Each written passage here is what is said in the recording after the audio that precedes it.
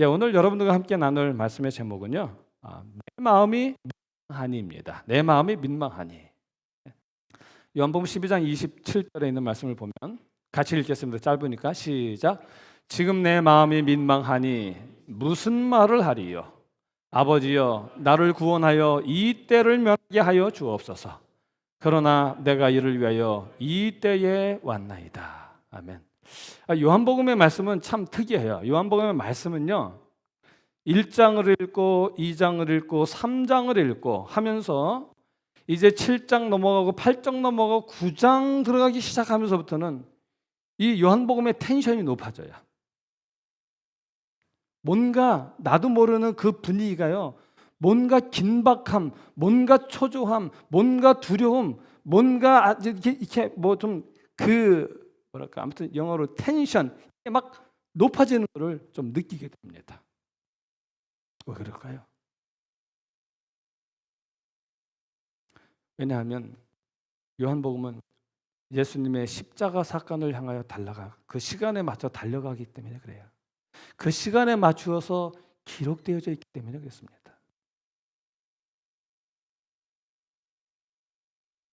나면서 소종된 자를 고치신 요한복음 9장은요, 예수님이 십자가 달리시기 6개월 전의 사건이에요. 예수님이 33년 반을 사셨고 3년 반의 공생애를 사셨는데 이제 그분의 십자가 6개월을 앞둔 그 사건이 요한복음 9장의 사건입니다.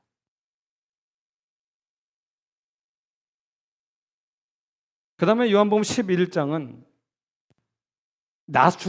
죽은 나사로를 살리신 요한복음 11장의 이야기는 예수님이 돌아가시기 3개월 전의 이야기입니다.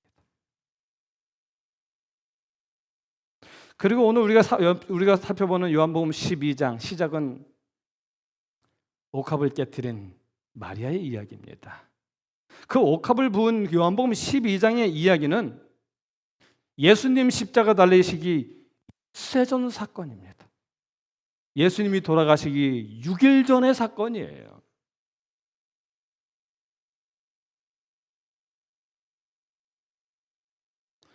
그래서 그랬는지 모르지만 이 9장부터 예수님의 십자가에 대한 조명의 이야기가 더 많이 등장을 해요. 그리고 요한복음 9장부터는 더더욱 그분이 누구시냐에 대한 포커스가 더 강해집니다. 이분이 과연 누구냐는 거예요. 이분이 과연 어떤 분이냐는 것입니다. 예수님도 더 드러내놓고 말씀을 하시지요. 그러다 보니까는 요한복음은 그 끝을 향하여 달려가면 달려갈수록 긴장감이 더 많아지는 것입니다. 오늘 예수님이 내 마음이 민망하니라고 하시는 이 말씀은 예수님이 십자가에 달리기 6일 전에 하신 말씀입니다. 그렇다면 그 민망하다는 말의 의미는 뭔가 함축적인 의미가 담겨 있을 것입니다. 이제 십자가를 6일 앞두고 그분이 이 말씀을 하셨다는 것은 뭔가 어떤 큰 의미가 있지 않을까라고 생각을 합니다. 여러분, 민망이라는 말은 어떤 뜻인가 하면 이 헬라어로는 타라소예요. 타라소. 근데 이 타라소는 뭐냐면 뭔가 이렇게 막 뒤흔들리는 거예요. 뭔가 불안감, 좌불안석이라고 그러죠. 뭔가 이게 막 심해지는 거고 뭔가 막 정신없어지는 어지러워지는 그런 상황을 이야기하고 있어요. 그러면서 또 뭐가 있냐면 분기시키는 거예요. 뭔가 그 마지막 열정을 쏟아내기 위한 뭔가 분기하고자 하는 뭔가 그런 의미를 담고 있는 게 바로 민망하다라는 뜻입니다.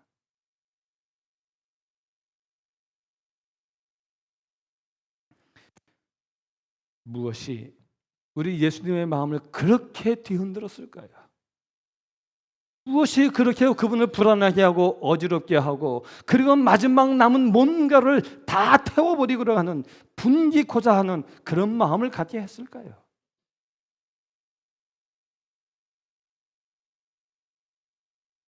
제가 이 설교를 거의 한 2달을 생각을 했습니다. 그러면서 여러 주석책들을 봤는데 주석책에서는 이렇게 말을 해요. 제가 대표적으로 옥스퍼드 그 원어 대사전에 있는 말씀을 하나 읽어드리면 이렇게 얘기를 합니다. 그분은 전능하신 하나님이시면서도 모든 일에 인간인 우리와 동일하게 고통을 경험하셨으며 시험도 받으셨다. 예수께서는 우리가 느끼는 혼란과 불안감, 절망 등을 친히 경험하신 것이다. 여기까지는 맞아요. 그 다음에 보면 뭐라고 되어 있냐면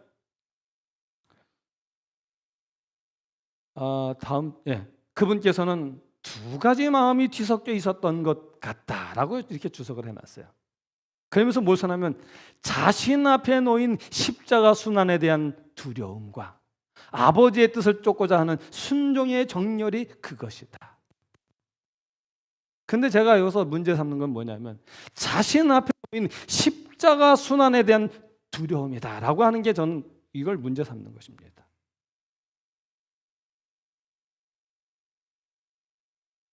예수님께서 민망해 하시는 것이 십자가, 당신이 지셔야 될 그 십자가가 눈앞에 이르러 왔기 때문에 그분이 민망해졌을까요? 그것 때문에 그분의 마음이 뒤흔들리고 불안하게 되고 어지럽혀졌을까요, 여러분? 물론 예수님도 인간으로 오셨기 때문에 십자가의 고난을 두려워하실 수도 있습니다.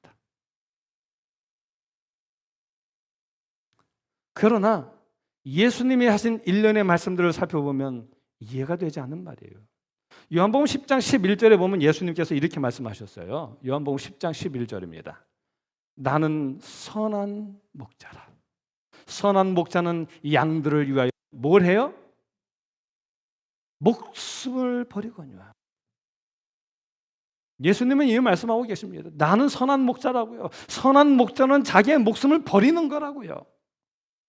그래서 예수님은 지금 뭐라고 말씀하셔요? 나는 너희를 위하여 죽겠다라고 말씀하고 계시는 거예요. 이것도 9장과 동일하게 6개월 전의 사건이에요. 초막절의 사건이기 때문에. 초막절이 유대력으로 7월 15일이잖아요. 장막절. 그리고 정월이면 뭐예요? 6월절이 오잖아요. 예수님이 그때 돌아가셨거든요. 6월절에. 근데 예수님은 이미 6개월 전에 그분은 말씀하신 거예요. 나는 선한 목자라. 왜요? 나는 양을 위하여 내 목숨도 줄 수 있기 때문에 선한 목자라고 말씀하시는 거예요.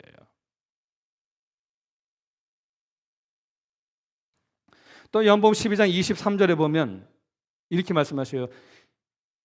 민망하다라는 말씀하시 바로 전이에요. 같은 장이잖아요. 거기 뭐라고 말했냐면 인자가 뭐를 얻을 때가 왔어요? 영광을 얻을 때가 왔도다라고 말씀하셔요. 예수님의 영광은 무엇입니까? 우리가 함께 연구했어요. 예수님의 영광은 우리들이에요. 십자가로 말미암아 우리를 얻게 되는 것이 그분의 영광입니다. 어머니의 영광은 자식들이지요. 동일합니다. 그 영광을 얻을 때가 되었다라고 말씀하시는 거예요. 그 때가 어느 때입니까? 예수님의 십자가의 때입니다. 이렇게 예수님은 당신의 십자가의 죽음을 영광으로 여기셨고요. 양들을 위해 목숨을 버린다고 하시는 분인데 그렇다면 그분이 십자가를 놓고 민망해 하셨다라고 하는 것은 조금 이해하기가 어렵습니다. 그렇다면 예수님의 민망은 무슨 민망일까요?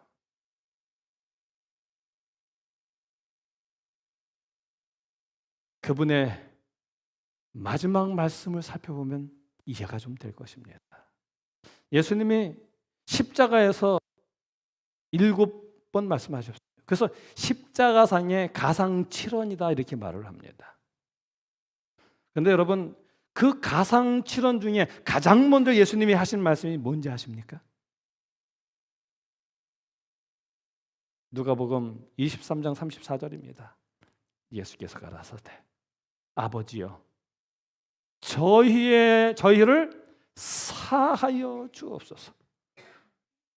이 예수님이 십자가에 돌아가시는 그 순간에 하신 말씀이에요. 그 순간에도 하신 말씀이 뭐냐면 아버지여 저희를 사하여 주옵소서. 그 다음 하신 말씀이 뭐예요? 자기의 하는 것을 알지 못함이니이다. 하나님은 여전히 당신을 십자가에 못 박는 그 영혼도 사랑하고 계신 거였어요. 아버지여 저가 지금 무슨 일을 하는지 알지 못하나이다. 그러니 아버지여 그 영혼 불쌍히 여기시고 그 영혼을 용서하여 주옵소서라고 예수님은 기도하셨던 것입니다.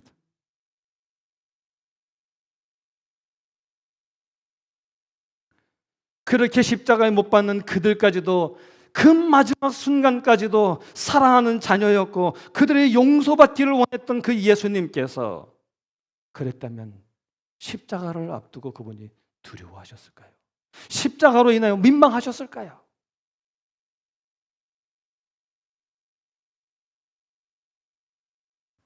예수님이 민망하신 이유는 우리가 무슨 일을 하는지 알지 못하는 것을 인하여 그분은 민망해 하셨습니다.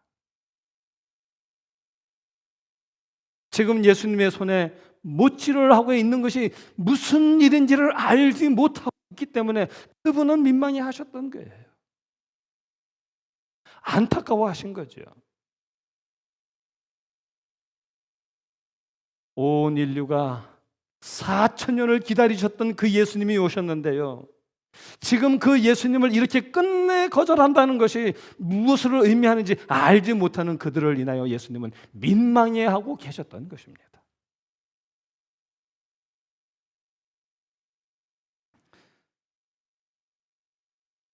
사복음서의 내용을 한번 분석해 보면 마태복음은 왕으로 오신 예수님에 대해서 이야기를 합니다. 그 다음에 마가복음은 섬기러 오신 종으로 오신 예수님을 이야기를 합니다. 그리고 누가복음은 인자로 오신 예수님에 대해서 이야기를 하고요. 요한복음은 하나님의 아들이신 예수님에 대해서 이야기하고 있어요. 그분은 근본은 이 땅이 아니라 하늘이라는 것에 대해서 이야기를 하고 있는 거죠. 그래서 이 사복음서를 각각 상징하는 동물을 갖다 붙여놨는데 뭐라고 얘기했냐면 마태복음은 왕으로 오셨기 때문에 그 상징 동물은 사자입니다. 그 다음에 마가복음은 섬기는 종으로 오신 예수님이기 때문에 송아지예요. 종처럼 일하는 송아지.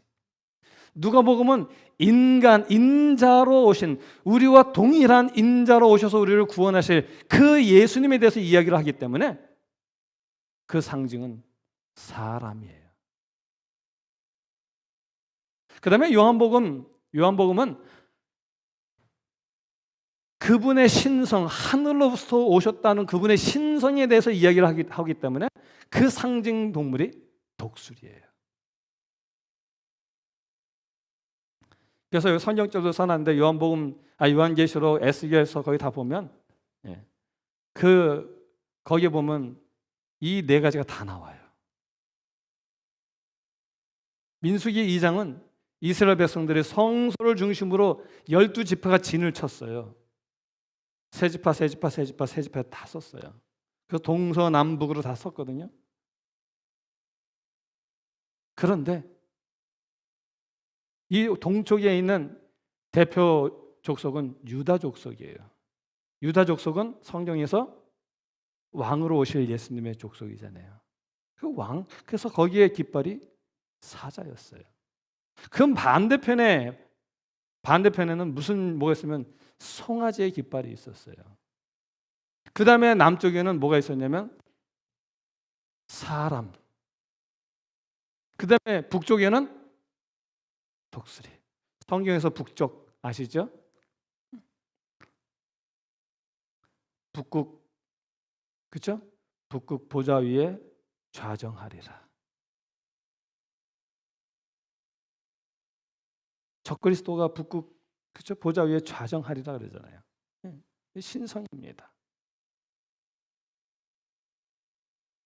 그래서 이 요한복음에 나오는 7가지의 기적이 있는데요. 그 7가지의 기적들은 다 하나같이 예수님이 누구시냐가 주제예요. 그래서 요한복음 11장 12장에 다 보면은 너가 누구냐? 네가 그리스도이면 밝히 말하라. 뭐 이렇게 말들이 막 나오거든요. 예수님은 내가 이미 말하였어도 너희가 듣지 아니한다는 거예요.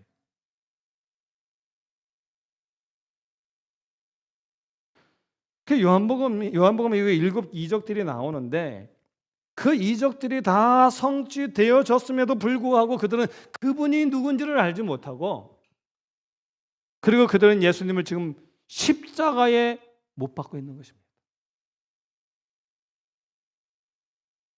끝내 그들은 예수님을 생명의 구주로 모시기를 그들은 거절했던 것입니다.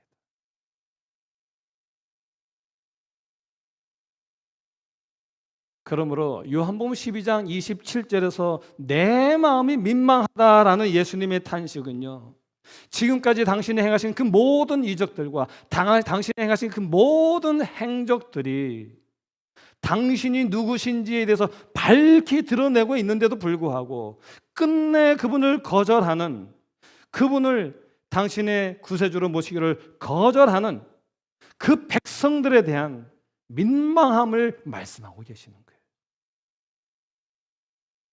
믿지 못하는 그들에 대하여 민망하다라고 말씀하고 계시는 것입니다. 6일 후면 십자가에 달려 돌아가실 것인데 지난 3년 반 동안 그렇게 그분이 정신없이 달려오시면서 당신이 누구신지를 보여주었는데 이제 끝이 여긴데 여전히 그들은 예수님이 누군지를 모르고 있는 거예요. 여전히 그들은 예수님을 거절할 이유만 찾고 있는 것입니다. 그런 백성들을 바라볼 때 예수님의 마음이 민망했던 것입니다. 이렇게 거절한 그 예루살렘, 그 백성들, 그 예루살렘이 당할 운명에 대하여 생각하실 때에 예수님의 마음이 민망하셨던 것입니다. 예수님의 민망은 당신의 죽음의 민망이 아니라 믿지 못하는 우리들에 대한 민망이고, 믿지 못함으로 인하여 당할 우리들의 운명을 인해서 예수님이 민망해하고 계시는 것입니다. 그래서 요한복음의 이야기로 예수님의 민망을 요약한다면 이렇게 요약을 할 수가 있습니다. 제가 혹시 나와 동일한 생각을 가지고 있는 분을 찾을 수 있을까 하고 막 인터넷에서 찾아봤어요. 근데 딱 한 분을 제가 찾았는데 이분도 훌륭한 것 같아요. 어떻게 예수님의 그 행적을 가지고 민망함에 대해서 이렇게 요약을 잘 해놨는지 모르겠어요. 그래서 제가 그분 걸 따가지고 왔어요. 여러분들 좀 읽어드릴게요. 각방마다 사랑서 무리들이 몰려와 예수가 가는 곳이라면 어디나 따르고 따랐지만 예수는 민망히 여기셨다. 따르는 그들에게 먹을 것을 주었고 쾌유를 주었고 희망과 기쁨을 주었고 보게 해주고 생명을 주었으나 그를 믿지 아니하였으니 예수는 민망히 여기셨다. 백부장의 믿음을 봐도 삭개오의 믿음을 봐도 죽은 나사로가 살아나도 이적과 떡만 바라보고 헬라인은 진리를 알려고 하나 보아도 보지 못하고 들어도 듣지 못하니 그의 백성들이 예수는 민망히 여기셨더라. 예수님의 민망은 보여주어도 깨닫지 못하는 거예요. 빛이 있을 동안 빛을 믿으라 하나 깨닫지 아니하고, 이 12장에 있는 말씀에 빛이 있는 동안 어둠을 더 사랑. 그 다음에 예수님께서 민망하다라고 한 다음에 뭐라 하면요, 때가 되었다 그러면서 아들을 영화롭게 해달라 그래요. 그랬더니 하늘에서 하나님께서, 아버지께서 말씀하셔요. 이는 내 사랑하는 아들이라고 말씀을 하셔요. 그런데 그 소리를 들은 사람들이 천둥 소리다, 천둥 소리가 났다, 아니다라고 말을 한 거예요. 근데 예수님이 이것은 나를 위함이 아니라 너희를 위한 것이다 라고 말씀하셔요. 그 하늘에서 울린 천둥 같은 소리는 그들의 믿음을 위해서 하나님께서 역사하셨던 이적이었던 거예요. 그래서 맑은 하늘의 천둥 소리가 그렇게 울리고 하나님의 음성이 쩌렁쩌렁하게 울렸을지라도 그들이 뭐 하지 못해요? 깨닫지 아니하니. 못하니가 아니라 아니하니에요. 예수는 민망히 여기셨다. 그렇습니다. 예수님의 민망은 보여주어도 보지 못하고 들려주어도 들리지 못하고 천둥 소리가 울려도 깨닫지 못하는 그들로 인한 민망이었던 것입니다.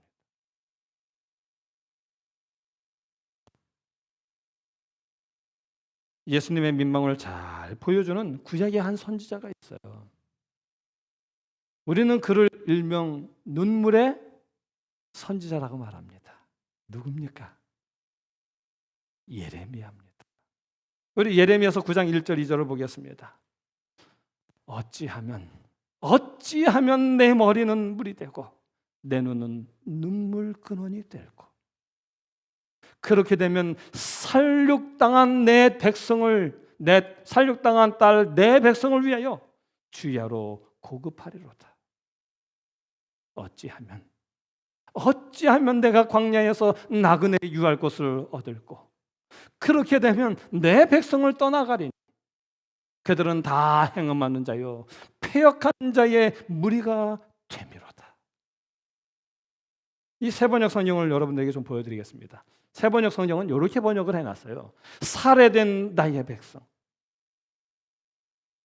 살해된 나의 딸들을 생각하면서 내가 낮이나 밤이나 울 수 있도록, 누가 나의 머리를 물로 채워주고 나의 이 두 눈을 눈물샘이 되게 하여 주면 좋으련만. 안타까움이 배어 있죠. 누군가 저 사막에다가 내가 쉴 나그네의 휴식처를 마련하여 내가 이 백성을 버리고 백성에게서 멀리 떠나 그리로 가서 머물 수 있게 하여 주면 좋으련만.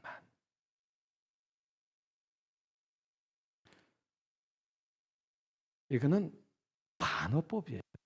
반어법은 뭐냐면 원래 의도한 거에 반대의 표현을 통해서 강조하는 거죠. 우리 그랬잖아요.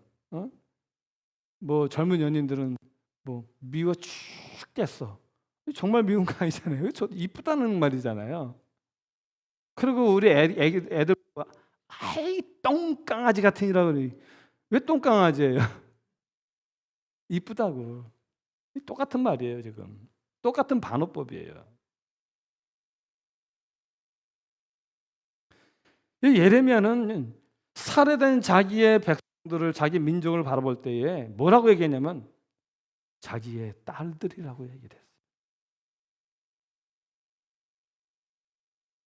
여러분, 우리 주변에서 사랑하는 분들의 이 떠나감을 생각할 때에 가슴 아프지만 그분들을 내 딸들, 내 아들이라고 여러분들은 표현하십니까?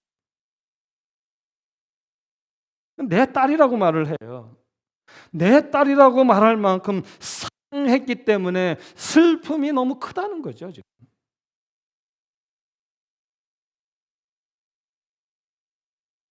바벨론의 칼에 살해된 내 백성을 생각하면 눈물이 난다는 거예요.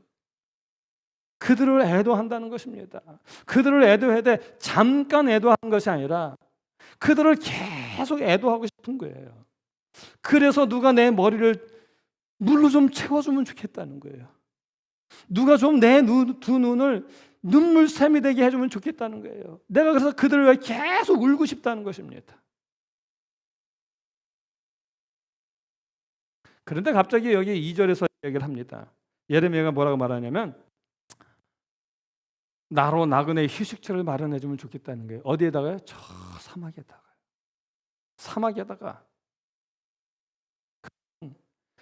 여기 나오잖아요. 내가 이 백성을 버리고 이 백성이 멀리 떠나고 싶다는 거예요. 그래서 내가 거기서 좀 속 편하게 좀 있어 보고 싶다는 것입니다. 이 고대 근동에는 여관이나 유숙하는 집이 없었다고 그래요. 그래서 큰 상인들이 유숙하는 그런 공공 건물이 있었는데 그 공공 건물들은 지붕도 없는, 그래서 그냥 벽만 이렇게 있어서 그 위험한 짐승으로부터만 막아주고 아무것도 없는 그런 곳이래요. 그런데 그러한 휴식처가 사막에라도 있으면 좋겠다는 거예요. 내가 그렇게 멀리 가고 싶다는 거예요. 혼자 있고 싶다는 것입니다. 왜요? 더 이상 하나님의 말씀을 듣지 아니하고 그 기별을 거절함으로 말미암아 당하는 백성들의 참혹한 광경을 나는 보고 싶지 않다는 거예요. 더 이상 보고 싶지 않다는 것입니다. 그래서 내가 광야로 가고 싶다는 것입니다. 바벨론의 칼에 의해 죽임당하고 포로로 잡혀가는 처참한 내 백성들의 모습을 내가 참아 볼 수 없겠다는 거예요.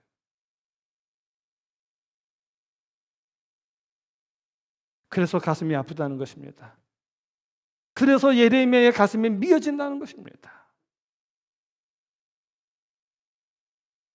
어떻게 하면 내 백성의 멸망을 보지 않을 수 있겠느냐며 그는 눈물로 하소연하고 있는 것입니다.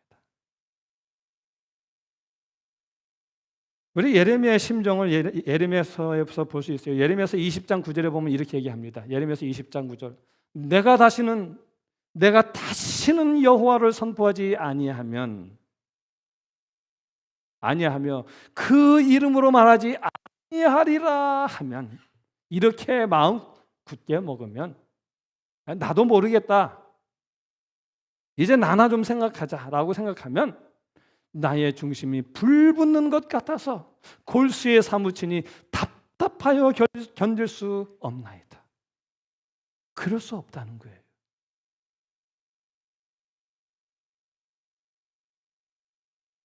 처참한 그들의 모습을 볼지라도 그들을 건져내야만 하겠다는 것이죠.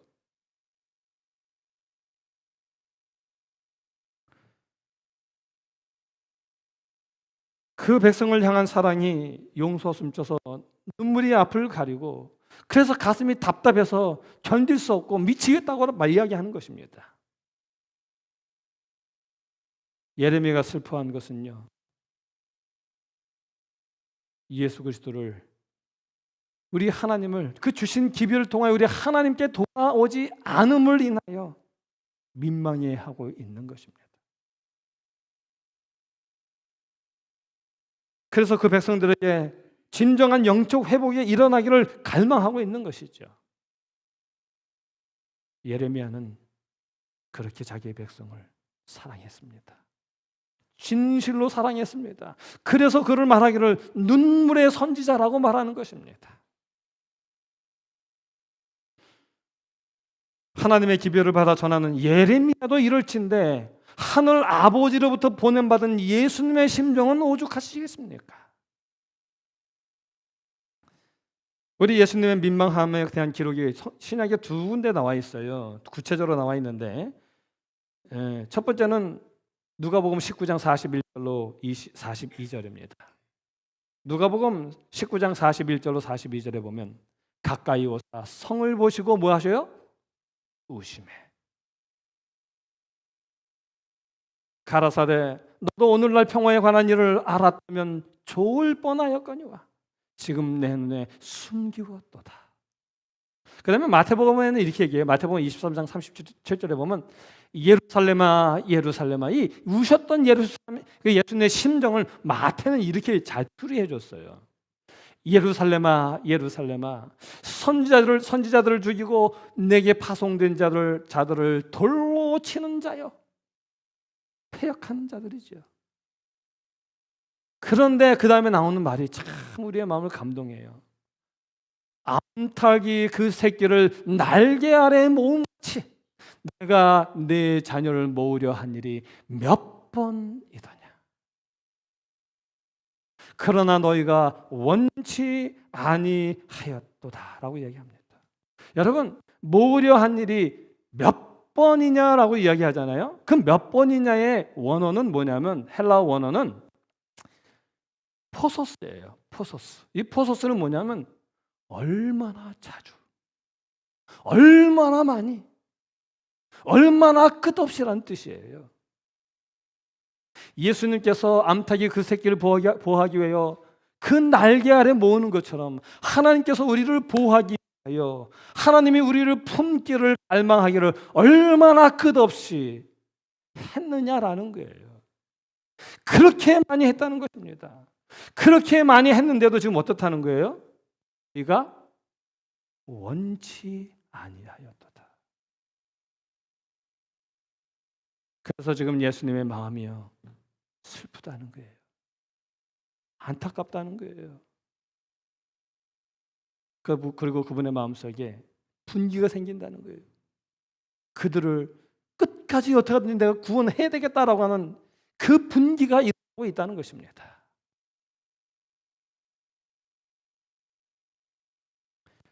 여우도 머리 둘 곳이 있으나 예수님은 머리 둘 곳이 없이 사셨습니다. 그렇게 사시면서도 가난한 자들을 위하여 봉사하고 사람들의 재난을 덜어주고 그들로 생명의 선물을 받아들이게 하시고자 탄원하는 생애를 사시면서도요, 끝없는 배신과 조롱을 당하셨습니다. 그럼에도 불구하고 그분은 그 백성들을 향한 사랑이 식지 않았어요. 그리고 끝내 거절하는 우리를 바라보시면서 그분은 이렇게 눈물을 흘리신 것입니다.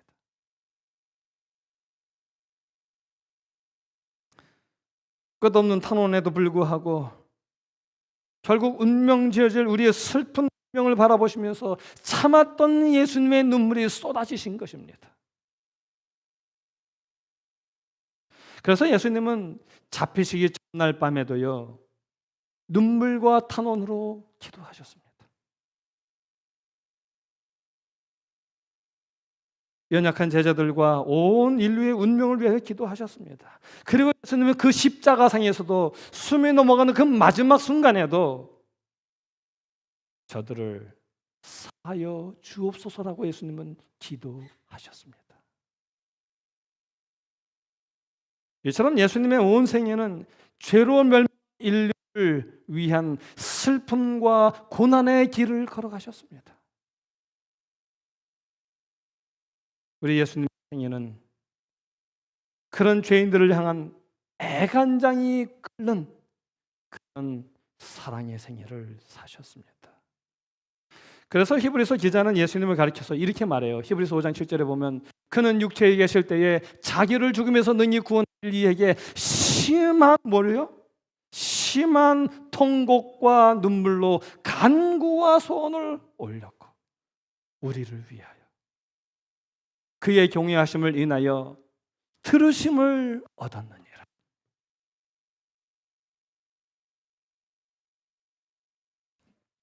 그분은, 우리 예수님은 이런 분이셔요. 그 다음에 예수님의 그 민망하신 두 번째 사건은 어디에 나오냐면 요한복음 11장 33절입니다. 예수께서 그의 우는 것과 또 함께 온 유대인들의 우는 것을 보시고 심령에 통분히 여기시고 민망히 여기사.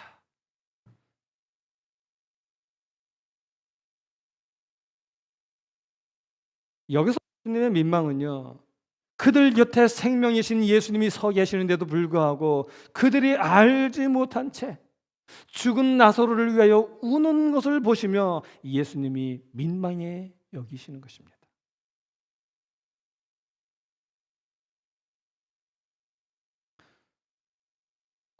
이 나사로를 살리신 사건에 보면 우리가 또 주목해서 봐야 될 성경적 세 절이 있는데 요한복음 11장 4절, 6절, 15절입니다. 거기 보면 예수께서 들으시고 가라사대 이 병은 죽을 하나님의 영광을 위함이라.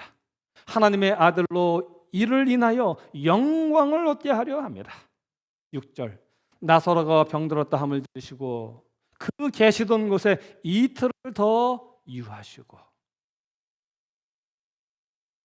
그 다음에 15절 내가 거기 있지 아니한 것을 너희를 위하여 기뻐하노니 이는 너희로 뭐 하려고요? 믿게 하려 함이라. 예수님의 계획이 있었어요. 이 나사로의 죽음을 통한 하나님의 계획이 있었습니다. 그 일을 통하여 하나님의 아들이 영광을 받으시고 그분이 하늘로부터 오셨다는 사실을 우리가 깨닫는 것이고요. 그러기 위해서 예수님께서는 그 계획 속에 일부러 이틀을 더 늦게 가셨다고 이야기하는 것입니다. 사흘이에요, 총. 그러면서 하시는 말씀이 내가 거기 있지 아니한 것을, 나사로가 죽을 때 내가 거기 있지 아니한 것을 너희를 위하여 뭐해요? 기뻐하노니. 예수님이 그 자리에 계셨으면 나사로가 죽었어요? 안 죽었어요? 죽을 수가 없지요. 생명이신 분이 있는데 죽을 수가 없지요. 그런데 그분이 거기 계시지 아니함으로 말미암아 나사로가 죽었어요. 이것을 인하여 너희를 위하여 기뻐한다는 거예요. 왜요?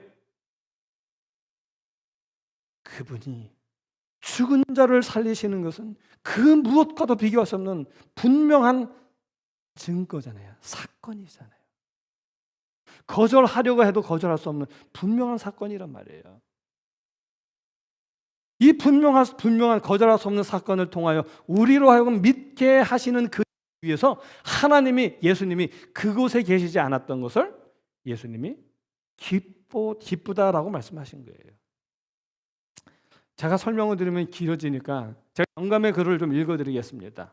시대만 529페이지, 그 다음에 533페이지인데요. 거기 보면 이렇게 얘기해요. 그는 이스라엘 집에 방황하는 가련한 양들의 모든 희망을 뭐 하기를 원치 않으셨어요? 그들의 희망이 좌절되지 않기를 원하셨다. 그리스도의 마음은 그들이 회개하지 않기 때문에, 뭐 때문에요? 그들이 회개하지 않기 때문에 뭐 했다고요? 찢어지는 듯 하였다. 그리스도께서는 자비로운 마음으로 당신은 만물의 회복자시요 생명과 불멸을 가져올 수 있는 분이시라는 또 하나의 확증을 주시기로 뭐 하셨다? 계획하셨다. 이것은 제사장들이 결코 잘못할 수 없는, 예수님을 부정하도록 만들 수 없는 그런 증거가 될 것이다. 그가 베다니에 가기를 지체하신 이유는 이것이었다. 나사로를 살리는 이 최고의 이적은 그의 사업과 신성에 대한 그의 주장에 하나님의 뭘 찍어요? 인을 찍는 일이었다. 이것보다 분명한 사건은 없다는 것입니다. 계속해서 시대서만 533페이지 보면 이렇게 말합니다. 이 인간의 고통, 그리고 이 세상의 구주께서 곁에서 계시는데도 불구하고 그 괴로움을 당한 친구들이 죽은 자에 대하여 슬퍼하고 있다는 사실을 보시고 예수께서 뭐 하셨어요? 눈물을 흘리셨다. 그분이 옆에 있는데도 알지 못하는 것을 인해서 그분이 눈물을 흘리시는 거예요. 친히 보여주고 계시는데도 끝까지 믿지 못하고 거절하는 그들로 인해서 예수님이 눈물을 흘리고 계시는 것입니다. 그렇게 한없이 품으셨음에도 불구하고 이제 그들 앞에 놓여질 그 슬픔의 운명을 그분은 바라보시면서 눈물을 흘리셨던 거죠. 그래서 예루살렘아 예루살렘아 내가 너희를 품으려 한 적이 몇 번이더냐.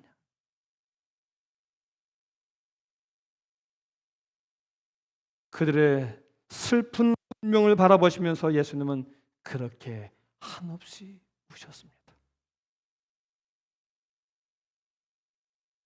그래서 사도 요한은 말합니다. 요한복음 13장 1절입니다. 6월절 전에 예수님 십자가 6일 전의 이야기라고 말씀드렸네요. 요한복음 12장. 이제는 6월절 전날 밤 다 됐어요. 6월절 전에 13장이니까요. 6월절 전에 예수께서 자기가 세상을 떠나 아버지께로 돌아가실 때가 이른 줄 아시고 이제는 더 이상 그들에게 친히 보여주면서 그분을 알려주고 그들을 터치하고 그들을 안아줄 수 있는 그 기간이 이제는 끝이 나는 거예요.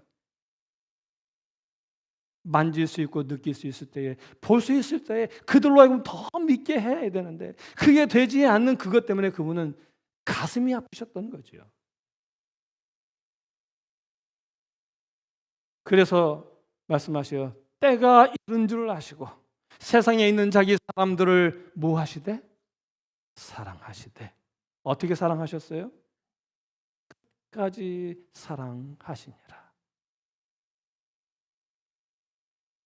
십자가에서 하셨던 그 십자가상의 치론이 이것을 이야기하고 있습니다. 아버지여 저들의 죄를 사하여 주옵소서. 저들은 지금 자기들의 하는 일이 도대체 무슨 일을 하는지 알지 못하고 있습니다. 이 영혼들, 알지 못하고 하는 이 영혼들 하나님 불쌍히 여겨 주시옵소서. 멸망받을 멸망의 자식이 아니라 구원받을 당신의 아들이 되도록 그들을 주여 끝까지 사랑하여 주시옵소서 라고 그분이 기도하셨던 것입니다. 이제 말씀을 마칩니다. 그분은 오늘 우리를 향하여 말씀하십니다. 민망하시다고요. 내 마음이 민망하니 무슨 말을 하리. 이제 우리 예수님의 마음을 더 이상 민망하게 하지 않도록 하는 참 하나님의 자녀가 되면 좋겠습니다. 그분이 누구신지를 분명히 알고 그래서 우리가 그분을 분명히 믿는 하나님의 백성이 되면 좋겠습니다. 그래서 그분이 십자가에서 다 이루었다는 그 하나님의 예수님의 말씀이 오늘 우리에게도 성취되어서 그 예수님께서 이른 양을 안고 기쁨으로 돌아가시는 것처럼 우리를 안고 저 영원한 하늘로 돌아가실 수 있도록 우리가 그런 믿음의 생애를 살게 되기를 간절히 소원하면서 오늘의 말씀을 마치겠습니다.